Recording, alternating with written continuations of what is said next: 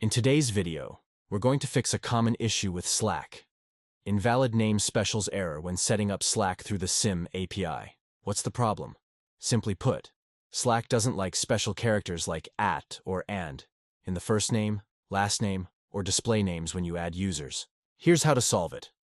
First, head over to your Okta admin dashboard. Go to your dashboard and then to Tasks. Find the Slack task that didn't work. Look for the user with the issue and click on Edit Assignment.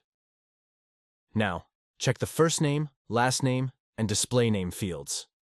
Make sure there are no special characters like @ or an. If you find any, just remove them from the Slack app assignment fields in Okta. After that, hit Save Assignment and retry. This should update the profile without any errors. Now back in Slack Manage Members, refresh the page. Searching for the user in question, we can see that the user profile attributes were updated. And this is it. Thanks for watching. If you found this video helpful, please like and subscribe to us on YouTube.